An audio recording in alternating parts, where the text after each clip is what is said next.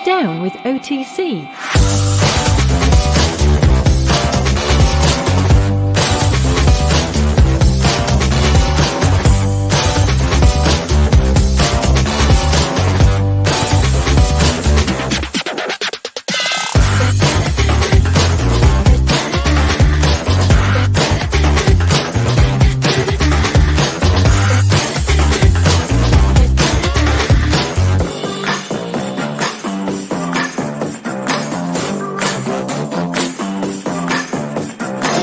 Are you down with OTC?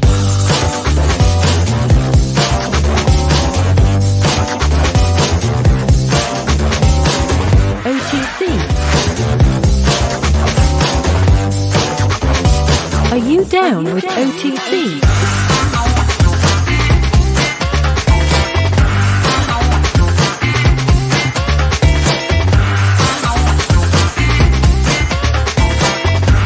Are you down with OTC?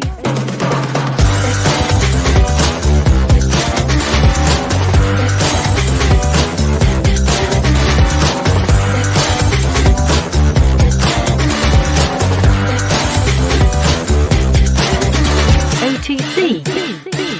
Are you down with OTC?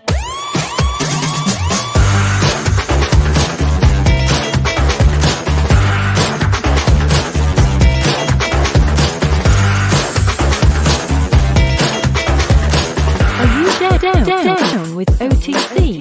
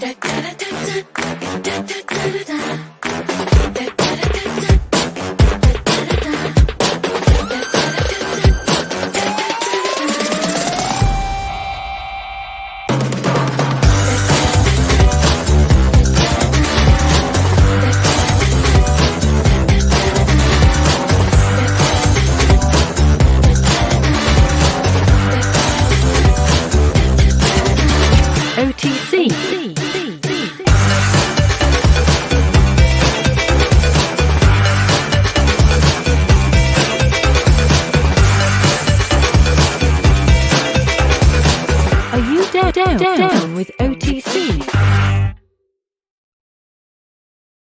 Boom. Hey, welcome on a nice Saturday morning here. You are here on the How to Review. This is Jeff. You are here exclusively on the chain. So why don't you guys just give a quick shout out on where you guys are tuning in from. I've got Gavin from Wicklow, Ireland. It looks like I'm getting a little bit of a lag here. Not sure exactly why. It could be this Brave over here on the other monitor. Let's minimize it and see what's going on.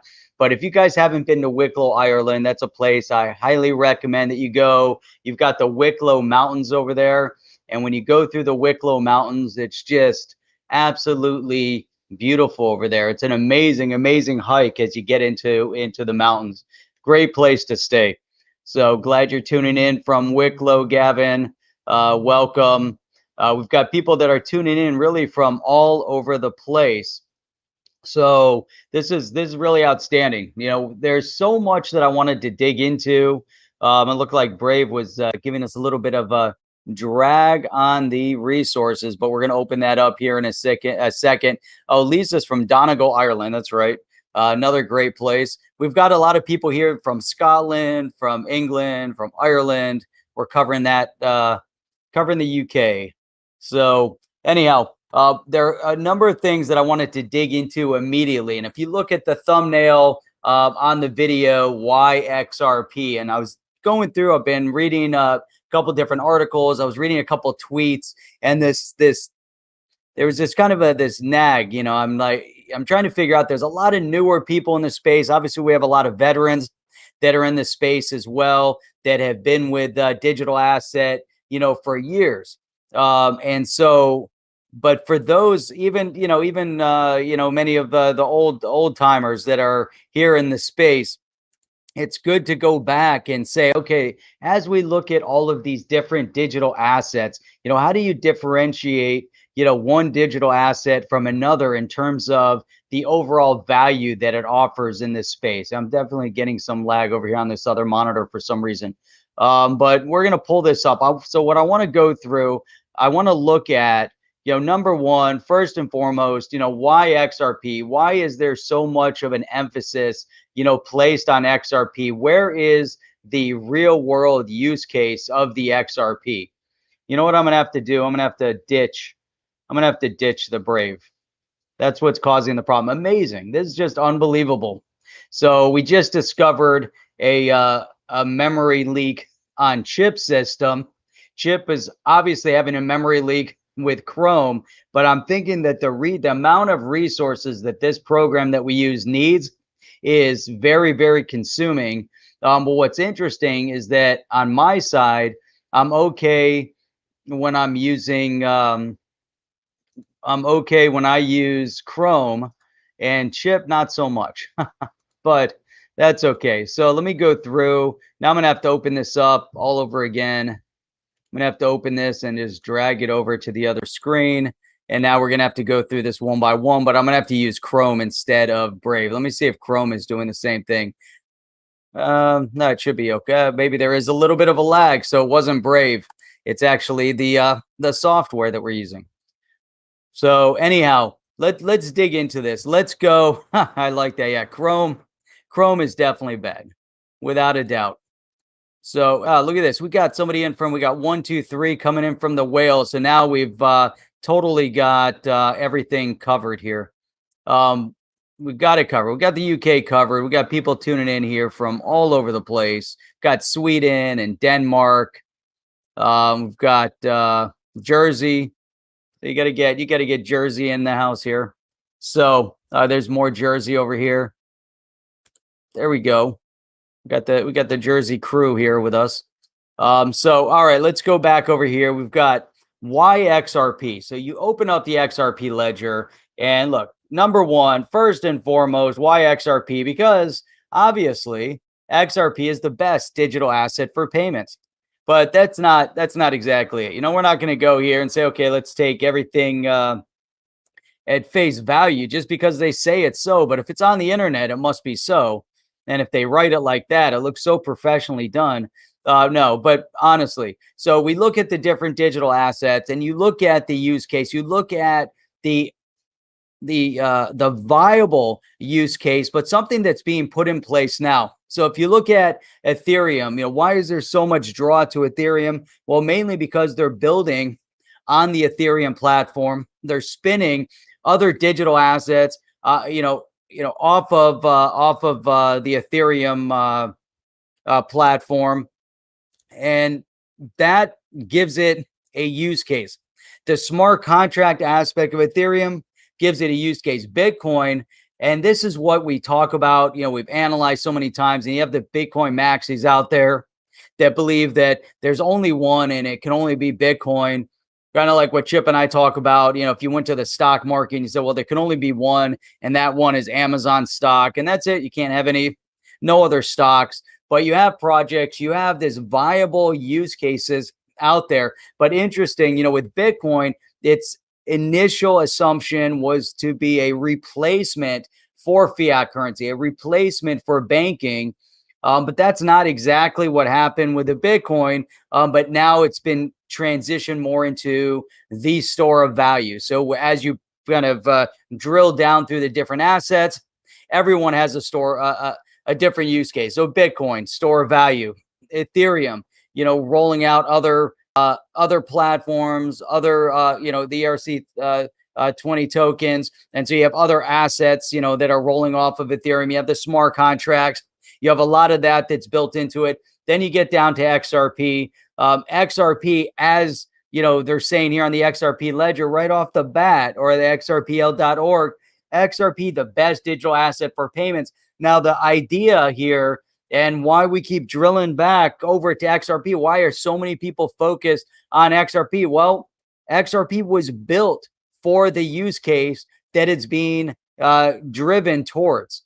You look at what Ripple is doing with the remittance payments, with the cross-border payments. This is one aspect of what at the XRP ledger and XRP was meant for. And obviously, we see this massive use case that is built within RippleNet, and what RippleNet can achieve with it is going to be outstanding. Obviously, there's some road bumps in the way, and anytime you take on entities like Swift, then you have to expect that there's going to be massive lawsuits along the way, and there's going to be massive road bumps along the way. And one of them now that the SEC may be doing the bidding of Swift because their case is extremely weak. And so we're seeing so much churning out of this case, and now there's I guess there were some conversations on Twitter yesterday about the case, and the judge came out and reflected on the fact that on an understanding of what XRP is as a currency and a utility, whereas Bitcoin is pretty much just used for a currency, but doesn't have so much of the utility aspect behind it. And so if you go over to England, you look at the UK policy, they've divided it up to where you have the security class of a digital asset, and you have the utility, and you have the currency, and so you could fragment it. And maybe that's the right way. We don't know. But, as you look at XRP, why XRP? Why is it so significant in this space? Above and beyond, you could drill down through all the technicals, and we're not going to have a technical conversation here because that's not what this is about. Engineers and the software writers and the David Schwartzes of the world can get into the technical aspect of it. But then you can say Bitcoin has got its value, Ethereum, and there's, XRP, and then the list goes on. And we're not going to try to drill into all 1,000, 1,800, 3,000 different projects out there. But we want to look at what has been referenced as the top three. Obviously, XRP has been displaced in the listing just based on its market cap, which is obviously just, priced by the available number of tokens that are out there. Is that the right way of looking at the viability of the project? So in my opinion, XRP and Bitcoin and Ethereum are still the top three. There's others that are growing up in the space now because you have like Cardano, and you have Polkadot, and you have other platforms that are growing into the space. But those that have had longevity, that have been around the longest, that have had the biggest impact on this space, Bitcoin, Ethereum, XRP. And so that's what we have to really, focus in on and emphasize. Another show, we'll talk about some of the other assets because, like I said, there's a lot of value out there. So now, let's look at, again, the XRP. So, to do that, we really, have to, kind of come down here a little bit. And what's the distinct difference? Mainly the distinct difference is that XRP was built for payments. It was built, for moving money, and it was built to move money in large sums fast. Obviously it says it right there, fast. It was meant to do it so they could scale the movement of money.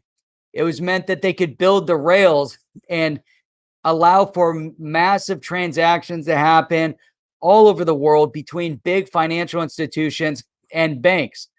This was the idea as they're putting this all together. Obviously, RippleNet is that solution. But when you look at the possibilities that were built into the ledger, that were built into XRP, it's amazing, right? But the XRP ledger, obviously open source, right? So as the native digital asset on this ledger, so open source, permissionless, decentralized, and most importantly, with a settlement in 3 to 5 seconds. So that has been and will always be the game changer, because we're not talking about just moving, we're talking about full settlement. So you're looking at not just the transaction aspect of it, but you're looking at the settlement aspect. That means that if I move money over to you, and you do it through any of your online platforms right now, let's say you use Zelle. If you're in the US, you know Zelle because it's connected to pretty much every bank now. It allows for transaction of money, P2P, person to person. And that movement looks like settlement, but in fact, it has no settlement. So in that case, what's that? Oh, preaching it. Oh, appreciate that. Holy moly! Sometimes the icons don't come over, so it's hilarious. But so if you're using Zelle, Zelle does not settle when it reaches the other person's bank account. The settlement is taking place behind the scenes. So really what's happening with the Zelle is that, again, you have the appearance of settlement, because if I'm sending money to Chip and I tell Chip I'm sending you $100 on Zelle, it'll take sometimes, seconds. It could take minutes, whatever it takes. But my $100 will appear in Chip's checking account. And for all purposes, it looks like complete settlement. But in fact, my bank is issuing a credit to his bank, and his bank is saying, okay, we're going to put the $100 into Chip's account with the understanding, Jeff's bank, that you have the money and that it's going to be transacted to us, and settlement might take 3 to 5 days. But yet you've given us that credit. So we are operating under the assumption that that money is now Chip's, and we're going to give it to him. We're going to advance him the $100. So that's basically, that functionality. That is the brick and mortar old school functionality, no different than ACH or Bankwire or any of the others. In this situation, and this is why it's so significant, so important when we look at the fundamentals of what they built, which is allowing for complete settlement in 3 to 5 seconds. You move it, it's there, and that's it. And that's why it's so vital for these financial institutions. That's why Ripple built an entire use case around this. So that is of major importance. Now, there's other, crazy stuff that goes on behind the scenes that we're not going to get into. Again, the technical aspect of it, but we don't have to get into that. But low cost is another major issue. What is the one major complaint that people are talking about right now as it pertains to Ethereum and moving anything that's built on the platform, which is the gas cost, which is this excessive cost of moving anything, on Ethereum? With XRP, it's minimal. And we're talking about decimal point minimal, to where you can move a large sum of money for nothing. Now, if you're moving millions of dollars, there's a cost, and it's a relatively large cost to move those kinds of sums of money. Even the financial institutions, as they're moving that money, even some of these big corporations, when they do short-term loans, in order to facilitate direct settlements and movement of money and movement of cash flow within their own space, they take out short-term loans that typically it could be like 15% or higher. And now one of the aspects of what's available through the XRP ledger being offered by Ripple is that short-term loan solution, for the big corporations, but also you have the ODL, which is the on-demand liquidity. All of that is possible based on what was built into XRP and the XRP ledger right from the beginning. All of this stuff is available. So, it's amazing. So now, low cost is significant. So you have fast movement, you have scalable, and you have low cost. You put that together and you look at it from a financial institution's perspective, and you're like, oh my God, that's amazing. And then they talk about sustainable. Now, I guess you could look at sustainable, from different perspectives. They have their own interpretation when you get into Ripple of their idea of sustainable and green and all that. To me, sustainable also means that this is a platform that, again, being open source and decentralized is something that will sustain regardless of the entities that are around it right now. That it's something that will take and develop a life of its own as others are going to use it and continue building on that platform. All right, so XRP in the real world. Now, this is really important because you could look at a lot of projects out there that they're not even making that statement in the real world. A lot of it is just, hypothetical use case of what could happen, at some future point based on the concept of what's happening right now with the battle with the brick and mortars, over what's happening with this whole new digital asset class that's developing and building and moving. So here you have, in the real world, uses of XRP. XRP helping solve previously unsolvable problems for people and industries around the world, and is the only digital asset with a commercial use case. Obviously, we can get into the uses, but that's 100%, spot on. Now, again, this is right here on the xrpl.org. We look at it. This is why it's important. Why? Because unsolvable problems. One of the major unsolvable problems is movement of money, and doing it quickly and doing it, with a cost of pennies on the dollar. That is a major, major use case. And also the only one that really was focused its intent originally around commercial use. So you look at Bitcoin, the idea of Bitcoin was to get away from the banking industry, that, the banks. That was the whole purpose, or at least that was the purpose that people attributed to it. Not to say that it was. That's the purpose people attributed to it. So obviously now we see major corporations buying into Bitcoin. Why are they buying into Bitcoin?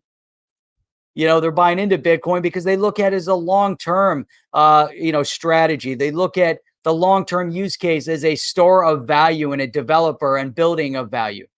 So let me go over to this question real quick from Whitefly. If the price of XRP was $100, would it still be cheap per transaction?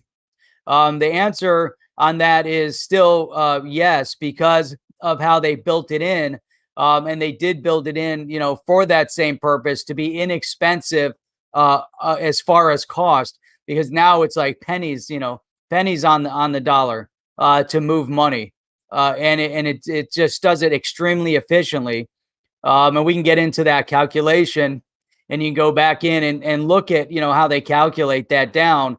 Part of the costs around moving is also to make sure that they're abiding by any type of potential hacking and any exploit, I should say, of the system, similar to the idea of the cost of the wallet. Now, it's probably been like 2 years already. I had made a video, maybe, it was a year and a half ago. I completely lost, probably 2 years ago. I made a video once on the cost of the wallet, the 20 XRP that is held, that is locked up in order to open up a new wallet. Now, if you look at that, what that cost means, when XRP hit $3 plus, it cost you $60 to open up a brand new wallet, to where that $60 was basically taken away. That $60 was tied up. The 20 XRP was no longer available because that was the cost of opening that wallet. Now, I made the premise that at some point, if the validators don't vote to change that the cost of opening a wallet could then become cost prohibitive to almost everybody. So to your point, if XRP was $100, then the cost of opening up a wallet would be $2,000 based on what exists right now today. So you would have to tie up $2,000 in order to have that wallet. Now the validators can vote and adjust, because the idea behind that as well was to help prevent exploit. So you don't want the exploits to occur. So that was part of the cost of the wallet. But that whole idea of the blockchain with the exchange of value in order to move information also helping, to prevent, the exploits, but also to incentivize those that are processing the data. So there's a lot of important aspects of it. But here, if we look at these different assets, most of them spun up. This one has so many use cases built into it that are just baked into it. Here we're talking businesses on the ledger. From gaming to web monetization, XRP and the XRP ledger are powering innovative new technology across the payment space. Great. But what does that really mean? Real world impact. With its real world utility and inherently green design, XRP helps ensure more sustainable future for our planet and global economy. This is, to me, is nonsense. This is the only aspect of everything that's on here. I don't like the idea of how they're spinning it into, common speak of the political elite class of today, because what's important today isn't going to be important tomorrow necessarily. This idea of green design, to me, is just relatively irrelevant at this point in time. What they need to argue is the efficiency of this asset against the Bitcoins of the world. Now, they're referencing efficiency, but they don't talk about efficiency. What they're talking about is political. And again, I don't like the idea that they're wrapping the politics, of this elite class into this. To me, with its real world utility and efficiency, XRP will help ensure a more sustainable future for our global economy. Forget the planet, forget the green design, change the terminology on that. I don't agree with how they're spinning that. But what we need to focus in on, though, is the use. Again, even think about the ledger. Think about some of the things that they've developed and designed into it with the foreign currency exchange. Why is it that that MoneyGram was so distraught, over the fact that they were going to stop using XRP, that the XRP that they were using through ODL wasn't in the individual small money transactions. They were using ODL and they were using the XRP ledger baked in, for foreign currency exchange, and they saved significant, because part of the XRP ledger is to have that aspect is baked into it. They have the foreign currency exchange. It's a native solution. They thought a lot about all of the different dynamics of what was needed, for, as they're talking about, enterprise and emphasizing industrial transaction.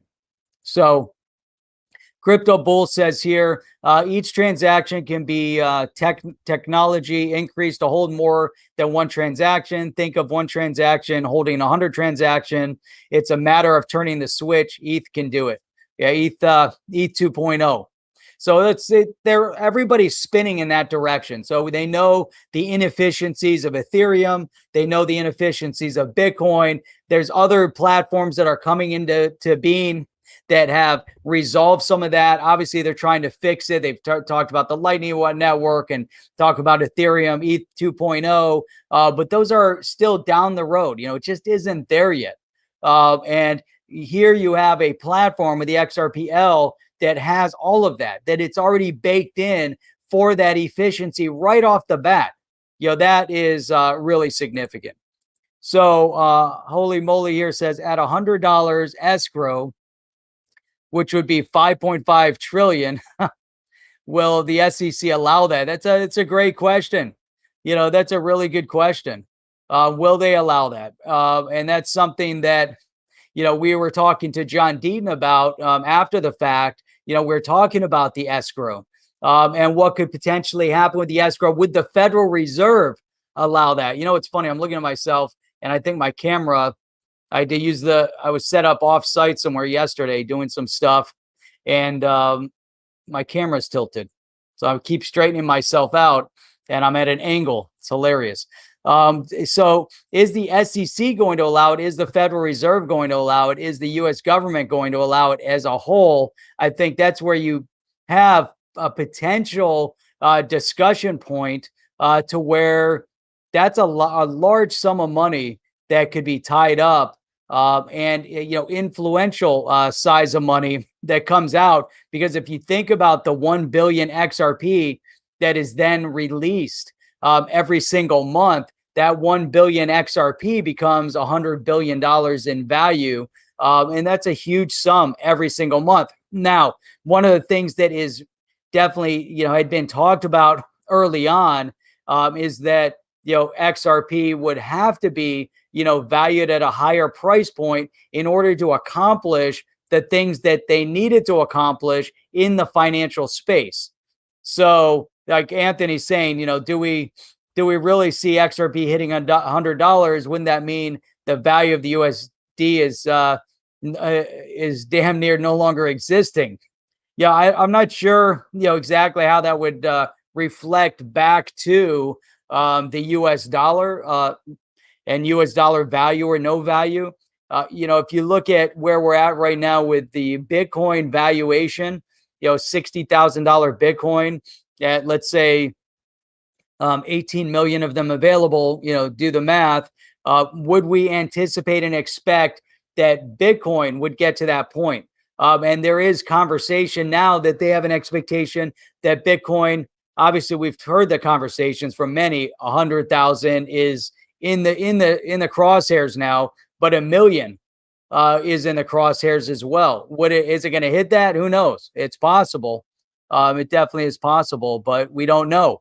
How many of us would have expected that Bitcoin would not just hit its $20,000 mark, but exceed that and exceed it by 3 times? So, yep. Let's see. What is this? Did you stay in the Macroeconomics Village in Wicklow, living in Kildare? No, I went to, there's a hotel called Tolfaris. I don't know if you're familiar with that hotel. It's a golf resort outside, a little bit off of from the Wicklow Mountains. The one time that I was hiking in the Wicklow Mountains was like a fluke.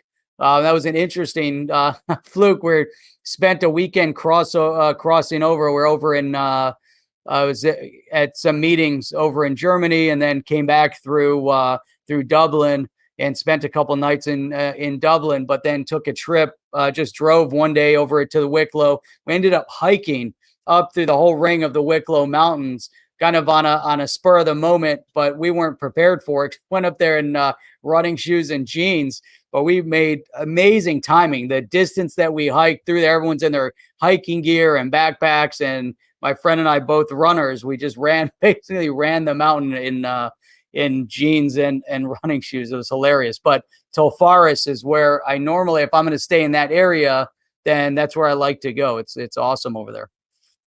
Want to say thank you to One Rough Rican. Appreciate that. Definitely appreciate the support on that. But ETC and BTC are not a security. Yeah, or ETH, ETC, BTC, whatever that might be. Yeah, that's according to the SEC. Anyways, they're saying it. Hey, you know what I forgot to do? This is probably cold now. Holy cow! It's been sitting in front of me for like 40 minutes, and I didn't even take one sip out of it. Man, normally, hey, make sure you guys grab your espresso. Make sure you dig in and obviously now, if you've fallen asleep, it's my fault because I didn't even mention the espresso today. But today is Death Wish Day. So if you guys haven't gotten your Death Wish espresso, I'd highly recommend it. Hey, we don't get paid to say that. We probably should. We should get a paid sponsor announcement for the Death Wish coffee brand. But Death Wish is great. Then they have another one called Valhalla that I like. This one, it's got really good kind of like nutty flavors to it. Even cold now, it's just amazing. It gives you a real strong kick. It's got, just perfectly roasted. So, all right. Yeah, if my eyes weren't blurry right now, I'd be able to see this stuff. Here we go. Jeff, isn't it fractions of a penny? Yeah, I should say fractions of a penny. You're right. Yeah, huge difference. You're right. You're right. Yankee born redneck. It is fractions fractions of a penny on the dollar. Pennies on the dollar. I guess just I phrase, but you're right. I mean, it's really minor. It's very minute in terms of the overall cost that you have there. So I wanted to say what is up to SPF joining in from Australia. I haven't seen you on in a while. Good to see you. Glad to have you on. SPF does some great videos on their farm over in Australia. So let's see what we got here. Current mainstream Bitcoin will crash and out the Phoenix. Now we'll see where that ends up going, but Bitcoin seems to be growing, and the powers that be seem to want it to continue to grow. And I think that's a big part of the idea behind that is that they want the Bitcoin to grow. There's massive powers behind that idea at this point. Once the financial institutions put their talons into it, Bitcoin is going to keep moving. It's not going away. So Tin Man, you're doing great. Don't know how you manage it all. Me neither. Honestly, no idea. No clue how we manage everything. Hang on. Hey, Jeff. Oh, Steve, what is up, Steve? Man, good to see you. Steve Higgins bought us some coffee. Appreciate that support, on the buy us a coffee app. That was really cool. So it's really old, but he's got hair. I don't. It's hilarious. There he is. Silhouette pot. Yeah. So Ripple Preacher, OTC Rocks, you guys are great. We appreciate your work in the space, man. Appreciate you as well. Appreciate you guys for tuning in here with us. You guys are awesome. So where were we on this one? All right. So done with the XRP ledger. That's kind of the whys, the why XRP. We went through that. But here's some other news that I thought was important. And one of the things that we're starting to see here, and if you follow, some of the other, if you follow the stock market, obviously we've, don't look at your portfolio depending on what you're in, especially if you're in tech. It seems like the floor, fell out and comes back and then falls out again. Seems to be a continuous punishment with the market. But there's a lot of statement coming out right now. I was watching a video on Tesla, and the same discussions, the same arguments that we hear in our space in Bitcoin and XRP, and what could the valuation be, and is it even possible based on that market cap? We're seeing the exact same types of arguments and discussions as it pertains to Tesla and Palantir and many of the other assets that are out there, or stocks that are out there. And one of them, it's interesting because they're talking about, right now we're looking at Tesla. I didn't check. I want to say it's maybe $500. I don't know if some are saying it's going to go down to 300. It was at 800, but they're talking about Tesla going to 10,000. So and that's astronomical. I was listening to Tom Nash and he was dissecting it, and they're talking about over the next 3 to 5 years, Tesla going to maybe 1,500 to 5,000, just based on vehicle sales. And there's so much to it, but then there's a lot of argument and dissension in the ranks in terms of where it's going. Or you look at Palantir. Palantir, same thing. Right now it's sitting at 24 cents, but people are saying it's a $500 stock. And it hasn't even, it got to 38, pulled back to 24. Now the expectation is to get it to 100, but there's dissension in the ranks. And it's interesting to watch it. But the one thing that we're seeing how stock becomes very relevant over here is that we're seeing the exchanges that are getting actively involved in listing their exchanges into into the stock market. So obviously we know Coinbase is doing it. We know Kraken is talking about it. eToro is talking about it. But here's the head of growth for Kraken. And this is where, we're talking about where could the price of Bitcoin potentially reach? And these are guys that are involved in it. Now, are they just saying it? I mean, it's all speculative because they think, they don't know, there's a lot to it, but check this out. According to Dan Held, he believes that there's a super cycle coming for Bitcoin that is going to push it over $1 million. And he believes that it's going to happen within the current market cycle. So, I mean, that's amazing, right? Can that happen? There's going to be a lot of contradictory opinion coming out on this. But if you talk to Elon Musk, if you talk to Michael Saylor, you talk to these guys that invested billions into Bitcoin, do they believe that it's going to go to 1 million? Because if based on like a MicroStrategy, their average buy-in's like 24,000. It goes to 100,000. They're rock stars. He's already a rock star. It goes to 100,000. He's a mega rock star with the amount of valuation that he builds into his company. It goes to 1 million. Now, once it hits $100,000 on the Bitcoin, 1 million isn't that far away if you think about it based on the percentage growth. The first 100,000 tough, but we're at 60,000. Why isn't 100,000 realistic, and why is it that far away when we've seen growth from 10,000 to 60,000? 6-time growth on the Bitcoin in a time frame that's about that big. Getting to 100,000 is going to be easy at this point based on the current market. Obviously, the whole market could fall out and go to zero, but at the same time, it could also keep going. You get guys like Dan over here at Kraken, and he has a certain belief. Others have that belief. Now, it might not hit 1 million. Maybe it goes to 150 and stops. Who knows? Maybe it pulls back to 100. Maybe it goes to 100, pulls back to 70, goes to 150, pulls back to 100, goes to 200, pulls back to 100, goes to 250. Who knows where it goes? And big jumps like that. That's another reason why you see a lot of volatility in this space with Bitcoin because of those big swings in movement. XRP has micro swings in their movement. Another reason why XRP overall has been a pretty good asset. I mean, you think about it, it's pretty steady. It doesn't have massive movement. But whereas with Bitcoin, I mean, think about, you were in at 60, you bought at 60 and it dropped out to 38,000. You're like, holy crap, I just lost $22,000. Then it goes back up to 58. And you're like, okay, I'm back.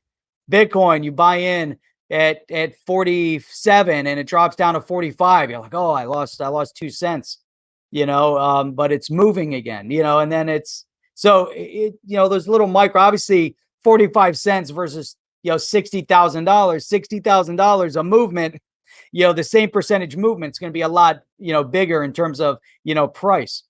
But here, he's saying that the market cycle is fundamentally different from previous ones. This is a 1 in 100-year moment, he said, mentioning what happened with, growing distrust in the financial institutions and central bank money printing as a catalyst of the current crypto bull market. This is a massive statement, and he's right. He's definitely right about it. Let me look at this. Give someone a shout out real quick. Charlie, what is up? All the way from Korea, man. 25,000 won, and that's 22 in US dollars. I appreciate the support from Korea. That's awesome. Man, another great place. I'll tell you what, when I went to South Korea, I felt like I was home. It's an outstanding place.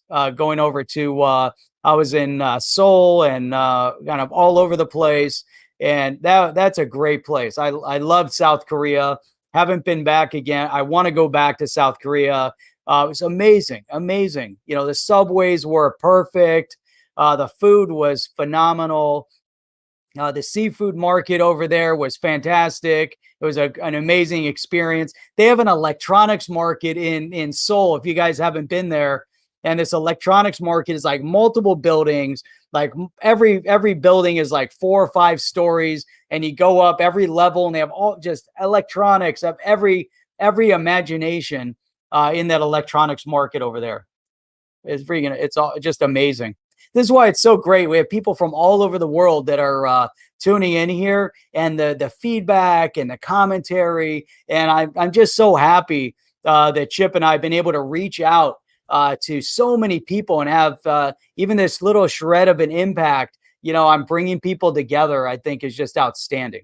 It's just amazing. So anyhow, we look here, his idea behind this money printing. Now, what is the one thing that Janet Yellen ignored and is continuing to ignore with the amount of money that this budget they're creating trillions and trillions of dollars. We're already in major debt. We saw 4 years where the debt increased in the US already on the back of massive increases in debt. And so now we're seeing it again. All these projects, oh, free, give it away, give everything away for free. What happens when you do that? If you're not helping to inject money back into the economy, you're just giving the stuff away. The next thing that happens is inflation. What happens when you take away earning power from people? They don't have the amounts of money that they need to put back into the economy. When you give away certain things for free, you're just transferring wealth from one area to another. And in this scenario, it's from taxes to another group. So let's say if the government, the US government, is going to pay off people's student loans, what are they going to do? They're going to take tax money and give it to universities, or tax money and give it to banks. Now, if they give it to the universities already have the money. But in this scenario, they're going to give it to the banks that already gave it to the universities. So now you just enriched two entities, the banks with tax money, right? Because you're now making a determination based on the government that the banks need to be enriched at a higher level based on tax dollars and percentage that they're gaining, off of the loan. And the government is deciding that they need to enrich these education, quote unquote, institutions by transferring tax dollars over to those institutions. Now, here's the problem. If that institution was charging small amounts of money for the regurgitated educational information that they're providing to students, and that piece of paper, the diploma that they're selling, if they were selling that at a competitive rate, you can make an argument that people may want to cover the cost of that. However, that's not the case. So this is all factoring into this conversation, because what's happening over there is that the universities understand right now in today's model in the United States that the loans that students take out are government-backed loans. So the banks that are providing the money to the students know that these are loans that cannot be discharged in bankruptcy because they're government-backed, and you have to pay them back. You have no choice. Any other loan, if someone files for bankruptcy, can be discharged or settled or whatnot. A student loan cannot be discharged, the only loan, and the person is stuck with it. Now, the banks understand that. So the banks, understanding that it's backed by the government, will then loan more money to an 18-year-old person than they should. Now, the schools understand that dynamic because they could charge you $10,000 a year for the education that they're giving you. But now they understand that the banks are going to give more money because the government is backing it up. So the university says, well, I'm going to charge $20,000 for that information because I'm guaranteed to get that $20,000. Then the banks say, well, I can give more money. So then the university says, wow, they're giving more money. I'm going to charge $40,000 for the information that isn't even worth $10,000. But I'm going to charge them $40,000 for that information per year because I know that the bank is going to fund that student. Then that bank is then, doing it because they understand that it's backed by the U.S. government, right? This is the current model. So then, they go and they increase the tuition again. The universities, they'll go again and increase the tuition. So now you have this model where tuition is way overpriced because the education that is given isn't worth the amount of money that they're asking for. It's regurgitated information. And in many cases, the university professors are not qualified to teach the information that they're regurgitating. I don't care if it's a professor from Harvard or Yale or the community college down the road. Many of these professors have never lived or existed or worked in the real world to the point where their information that they're providing is that valuable to where you need to pay the university $40,000 or $50,000 a year for that information. It does not exist. And then these same university professors hide behind the idea that they believe in socialism. They believe that they're the higher elite of thinkers, that they don't believe in the capitalist form of government. Yet they're selling regurgitated information almost like a scam at $40,000 and $50,000 a year, which you could argue is the highest form of capitalism that exists anywhere in the world, when you're able to sell words that come out of your mouth for huge sums of money. And you're not just selling the words that come out of their mouths, you're selling a paper degree at the end of 4 years. So what you're telling people is this degree that I'm giving you is worth $200,000. That's what you're telling them. Now, these individuals, these students are then going into the workforce and earning $50,000 a year, $40,000 a year. If they're in finance, maybe they're lucky to make $80,000, $100,000 a year. I don't know, but the point is that all of this system is upside down. And then the government comes in and says, hey, we're going to solve it. I say, you're the ones who created it. This is your doing. You created the problem to begin with, just like in the healthcare industry. Why? So why is it that we're facing inflation? And why is it that people like Dan Held are saying money printing as a catalyst of the current crypto bull market? He's spot on. Because you have all over the world, the US is a perfect example where the government is making statement that they're now going to bail out the crisis, a big crisis that they created. Then they shut down the economy for a year in many places, New York and California. I don't know, in Florida, we've been open since May and June. Not 100%, but our economy in Florida has been since June has been moving. So, but you have other parts of the United States that aren't, and so now, forget about that aspect of it, but you look at the healthcare crisis. Why is the cost of healthcare so high? For the exact same reason that the cost of tuition is so high. Because if you go into a doctor's office, they have no idea how much something costs. Why? Because it's based on insurance. And the insurance is then, it could be Medicare insurance, but now they want a one payer insurance provider. That's what the government wanted. Why? Because the government wanted to transfer wealth from the individuals, from the taxes over to the insurance companies. That was the objective of that whole, Medicare for all or insurance for all system. Because if you go into a cash-based medical system, then it goes to the market economy, and your dental appointment you'll pay $50 instead of what the insurance might believe that it's worth at $300 or whatever. I don't know. I'm just throwing out numbers.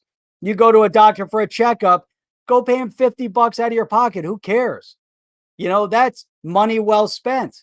If it's being competitive in terms of service and value, just like everything else. But the government intercedes and creates an environment where they're taking tax dollars and they're giving it out to people. The doctors are struggling because they're not getting enough money to cover their expenses because they have extreme costs in other areas, especially on their legal side, but this is a problem the government created. They're the ones who interfered with the market economy in both education and healthcare, and now they want to bail it out. I mean, it's crazy. But that's why the inflation is going to start spiraling out of control soon, mainly because now the government's stepping in the current environment, saying we're going to give out all sorts of money. And how are we going to give out all sorts of money in the trillions and trillions of dollars? Well, we're going to start penalizing businesses. Janet Yellen wants to tax unrealized gain. You have to pay, it's obviously not in place. Idea. It's an insane idea. She needs to go to the dustbin of history. I saw her speaking. Her thought process and her speech is too slow for the current day. I don't understand why we allow our political representation to be in the age category that's reaching 80 years old. I'm not taking anything away from our seniors because they're amazing. I love our seniors, but you reach a point in your career, in your life, where you're just not as sharp and on top of things. That happens to people in their 40s and 50s and 60s, let alone their 70s and 80s. They don't have the stamina. They don't have the strength. It's amazing. I mean, that's why there's a whole industry in health optimization and hormone balancing and testosterone boosting, mainly because, men and women, when they reach their 50s and their 60s, lose their stamina for all sorts of things, mental clarity and physical, and they need to balance their life chemistry to feel better. Now, how do you take someone that's now in their 70s and 80s? They just don't have that same stamina and thought process. They have the experience, but come on. So now you take someone like a Janet Yellen, who's in a completely different place in her life, and she's talking about taxing unrealized gains. It might never come to fruition. Hopefully it never comes to fruition. But could you imagine every time your stock increases in value to a gain, you have to pay a tax on it and report it, whether you sell it or not? That's insanity. But these are the types of insane ideas that they have to take money from people in order to distribute it to these other programs that they created the problem, with healthcare and education as two primary examples of chaos that was government sowed. So when you go over here and you look at, what this Dan Held is talking about, money printing as a catalyst of the current crypto bull market, who knows where it's going to go then? Inflation could start to skyrocket. We're already seeing the cost of gas go up. The cost of food is doubling. But yet they're shutting down our energy efficiency. They want to take away, in the US anyways, they shut down the pipeline that benefited both Canada and the US. And, it's crazy. You don't penalize the individuals. You incentivize individuals. You try to find a way. And so that's one of the reasons why I disagree with the way Ripple is orchestrating, or the XRP ledger is orchestrating their thought process over sustainability, because that's a political speak. That has nothing to do with financial speak. Efficiency in transaction is financial speak. Green has no place in financial speak. And so that's why, I look at stuff like this, and I look at the growth head of Kraken. They're basically, by the way, they're a bank now in Wyoming, but they have bank licensing. This guy's spot on. He's 100% spot on. Yeah, I'm just looking at the time here. But people aren't just in it for a speculative run anymore. People are buying it because they see Bitcoin's value. That's what he said. And Held is also convinced that once Bitcoin reaches its full potential as digital gold, it will challenge government's monopoly over money. Bitcoin undermines their entire power and authority by removing money from their ownership. There's a lot to talk about here. Unfortunately, we don't have the time to talk about it, but this was an amazing conversation that we had today. I thought it was, extremely important to go through this stuff. Really important to go through this stuff. It's just so more. I'm just kind of touching the surface, but hey, if you guys are brand new to the channel, you haven't been here before, make sure you hit that subscribe button down below. It's red. It says subscribe on it. Click that button. It helps support the channel. Hit the bell notifier, because the bell notifier will notify you every time we do a live stream, and the live stream goes live. And that also helps the channel. Hit the thumbs up, because those things together definitely help the algorithms of On the Chain. And check this out, March 28th. March 28th is our sponsored virtual meetup. Make sure you guys go and register for the meetup.